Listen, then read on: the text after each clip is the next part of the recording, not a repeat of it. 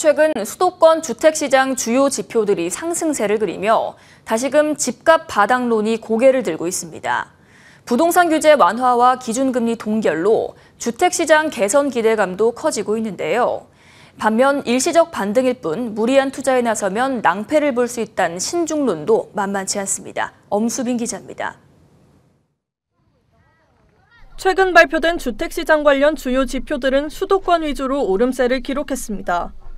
지난달 전국 주택종합 매매 가격은 마이너스 0.05%로 한 달 전보다 하락폭 축소됐습니다. 특히 수도권과 서울 아파트 위주로 상승 전환했고 지방은 여전히 하락세지만 낙폭은 축소된 양상을 보였습니다.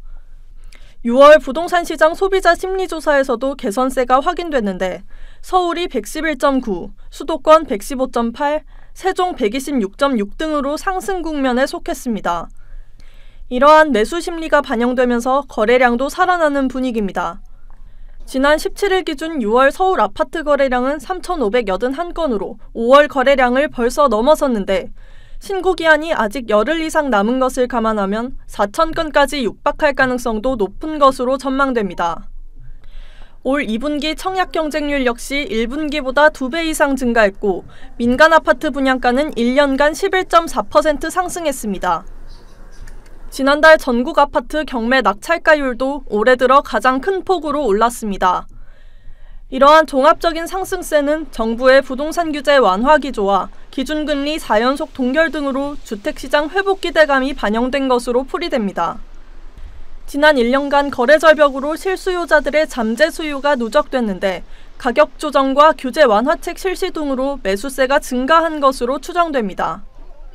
다만 이 같은 반등이 완연한 상승세로 돌아섰다고 단정하기엔 이르다는 견해 역시 적지 않습니다. 판교 위례와 같은 비교적 비싼 아파트들이 많이 있는 이런 신도시들의 가격이 더 빠르게 상승한다는 면을 토대로 볼 때 투기적 수요가 살아난 국면이라고 좀 해석하기는 어려울 것 같습니다. 여전히 절대적인 금리 수준이 높고 그리고 전세 시장의 혼란으로 인해서 이제 전세를 낀 소위 갭 투자도 좀 어려운 상황이기 때문입니다.